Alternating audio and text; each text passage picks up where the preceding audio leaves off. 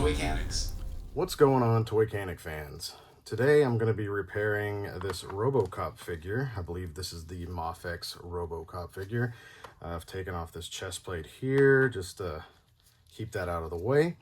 And I'm actually going to remove this hand as well. We can put it in our handy dandy tray here so we don't lose any of our pieces. It's always good to have something like this next to you so you can keep all of your stuff organized. So my client had hit me up and said, hey, the arm broke off of this one and it's a little crazy. And he wasn't kidding. You can see on the inside here, there's a peg cavity right here. And there's a ball peg stuck in there that actually broke off of this piece right here. Now this piece right here would normally be inside secured like so. And as this is inside, this arm pops in like so. And you can see that this ball peg right here, when inserted, allows it to not only rotate, but gives it a little bit of range and movement. I'm gonna go ahead and remove that. But also, there's another piece on the inside of this arm. There's a lot going on here, actually. This actually twists around and it looks like it's just connected to the outside. You would think that this would be a ball right here and it would swivel just like the other, but it actually doesn't. It's coming in, you can see here, coming in from the outside of this circle. So think of I don't know, revolving around the sun essentially. But here we are. So what we're gonna do is we're gonna set this off to the side. We don't need this right now. We'll set it in our tray. And the first thing that we're gonna need to do is get this peg out of here, right? The peg broke off and it is at a very awkward angle. I mean, trying to go in, this is gonna be, it's gonna require a little finesse.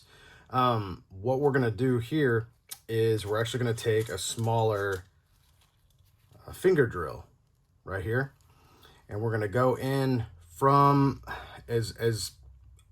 try to hit it in the center as much as possible.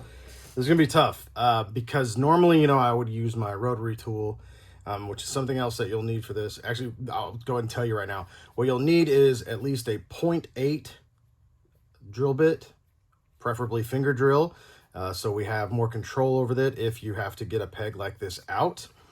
We'll need a sanding bit to sand down our eye hook screw, which we're going to use this here. I'll put links down below for these. I just buy these on Amazon. They're essentially bait and tackle screws. So we're going to use this, and we will need the sanding bit and a small bolt cutter, as you can see here. And the reason I use a small bolt cutter is because these are very strong. They're very, very strong. These are the best eye hook screws I've ever seen, and I've used them on countless repairs. These are great. So like I said, I will put a link down below to Amazon. And also you'll need a 1mm drill bit.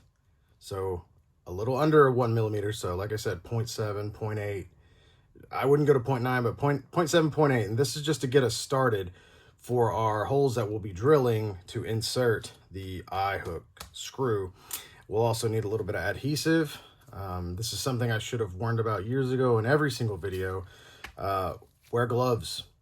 Wear gloves. I cannot stress that enough. Wear gloves. You can be negatively affected by all of these materials, all of these chemicals, and don't be one of those people that say, it won't happen to me. Because when it does, you're going to feel pretty silly. I've actually had some bad stuff going on with my fingers. I'm getting checked out, and it could be because of this, maybe not. But I'll tell you what, if you got something going on with your hands, this ain't going to help it. So just a fair warning out there. That's all I can do is give the warning. So also what we'll need is, I like wire pliers. They have this little divot. If any of you have been following me for anytime really, you'll always hear me talk about wire pliers, and I specifically use these for not wires but gripping round pegs like so. You can grab it just like this, and it's not gonna pop out whenever you're trying to drill a hole into it. If you get it with regular type of any kind of needle nose pliers or regular pliers or just these flat ends here, you risk that ball flying off and you could potentially lose it, or you could lose it. And also you will need a rotary tool of your choosing. I like to use these keyless chucks here, and they're wonderful because you can put any size in here, and yeah, you don't have to keep changing out little pieces. So this will help. This is Dremel brand. I'm not sponsored. I wish they would sponsor me. Please sponsor me, Dremel. But I will be utilizing this. This is the wand attachment off of the Dremel 4000, which sounds very impressive, and it is impressive. But yeah, anyway, so use your rotary tool of your choice. Just make sure it's got multiple speeds, and hopefully you know, you have that at your disposal. If not, you might actually be able to do this with finger drills. It's just going to take a little bit longer. But remember, the impossible just takes a little bit longer. That's my catchphrase, if you didn't know that. That just worked its way in there so naturally. All right, let's get to it. First thing is, we are going to go in at an angle, and we'll know that we're far enough in. I mean, if we go a little too far and we end up, you know, going all the way through the peg and out the other side, I don't think that's going to be a big deal. But also, like I said, when you have this finger drill, you have way more control, and so we shouldn't run into that issue. So we're going to keep drilling in here. Okay, I think we got in a little bit. There's a little hole in there. Hopefully you can see that. Yeah, I think you can see that. All right. We're going to take the screw here, and we're going to try to essentially twist from right here in. And the reason why we're using the smaller drill bit instead of a 1mm, because this is a 1mm size screw, so it gives us enough room to really get a good grip on this guy. And so hopefully we can just pull this straight out. We're going to see if we can't grip this, and now that we have the screw in there, because this is going to give us some leverage to hopefully pull that out. I'm going to kind of bend down a little bit, kind of have it angled down, and then grip, and then we're going to try to pull this up, maybe using our finger here as some leverage as well so we don't pop anything. And there we go, just like that. I like to try to utilize the factory plastic if possible. So what we're going to do is we are now going to drill a hole all the way through, but this time we're going to use a 1mm drill bit. So we don't need this little guy anymore.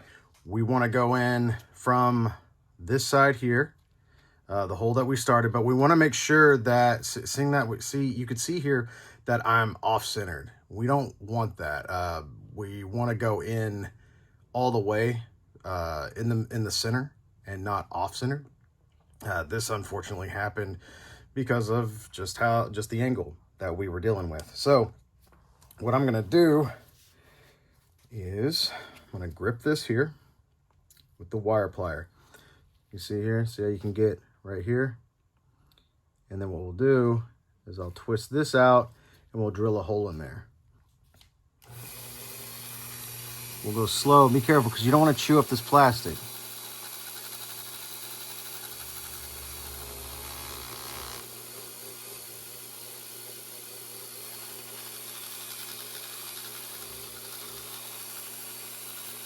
Now that we've got this hole drilled, we're going to drill a hole through this guy as well, and we want it to be in the center as well. We can take our wire pliers here, get a nice solid grip here. You don't have to grip it crazy tight, but it just so happens a little cup right here so it fits in these grooves. Slow and steady, and we're going to go right here through the center of this circle. There we go. What we're gonna do now is we're going to insert that. But what we gotta do first is we need to glue the ball peg here to the eye hook screw. So we're gonna use glue here. There we go. Need a little help. Okay, and so what that does is it allows us to keep a grip on this while also keeping that screw kind of in place, and it just makes it a little bit easier. You less risk and, you know, potentially dropping dropping the ball. So what's going to happen here next is we're going to add another dab. You can always add a kind of a healthier dab right here. Don't get crazy with it, but you know, enough to, it's going to fill in all the seams here and really add a nice seal to it. We're going to twist that. We're going to make sure it's as centered as possible. It's looking pretty good, I'd say. We're going to let this sit for a while. And when this is dry, we can come back to it. Now, what we can do right now is we can go ahead and clip with our bolt cutters here. All right, so what we're going to do here is we're going to get as close as we can. You can't get too, I mean, you're not going to get completely flat unless, if you can cut this flush with that plastic, please tell me what bolt cutters you're using, because that don't work for me ever. I always have to go in and sand it down.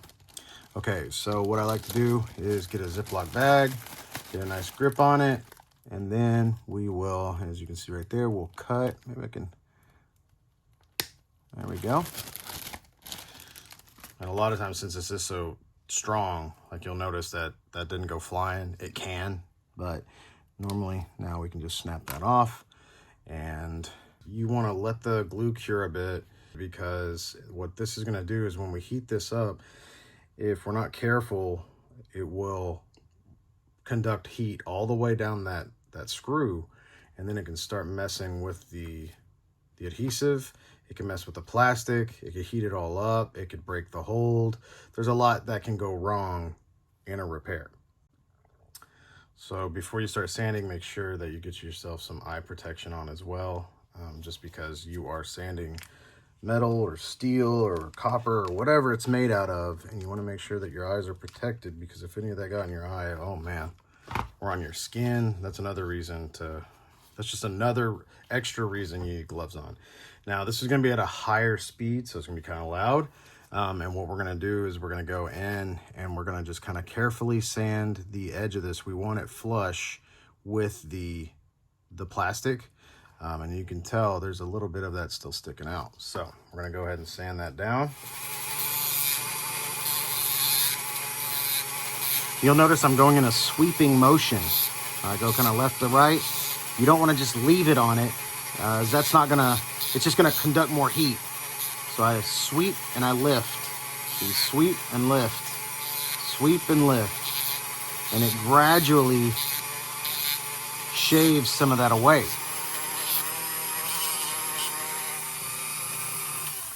All right, I think that's pretty good. Make sure there's no excess plastic, and by doing that, you can take like a kind of a razor blade piece here and just kind of go like so. Sounds like I might have to take a break from this. I got a whining doggo at the door.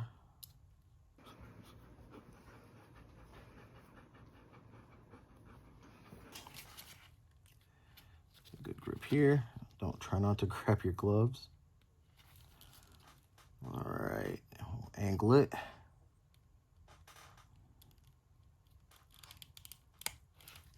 That sounded like a nice little pop. I'll put this guy, line him up. Line it up, Cheetah. Let's see here if we can get this in.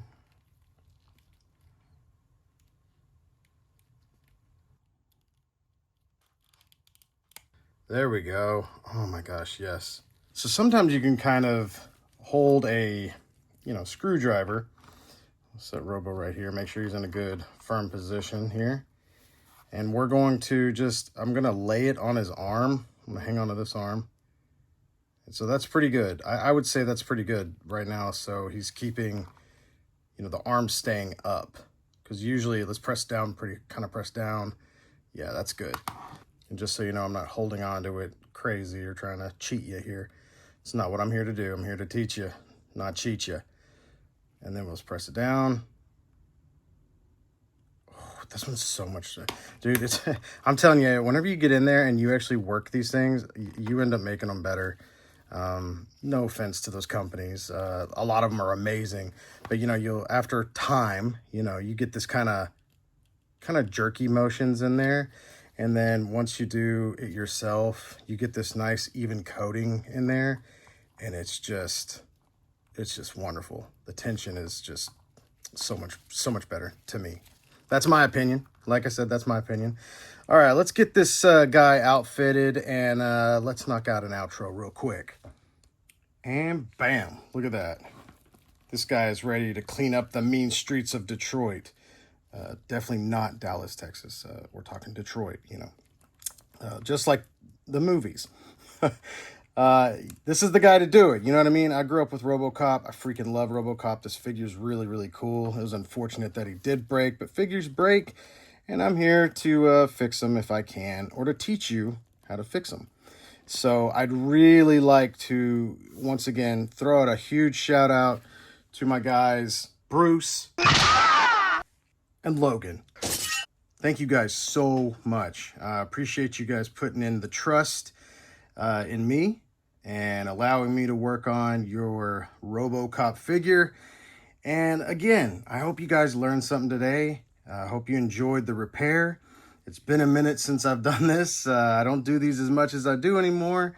But when I do, I really do hope you guys appreciate it, because I really appreciate you. Now, it's been a minute, so hopefully you remember this. Remember to take care of each other out there. And the impossible just takes a little longer.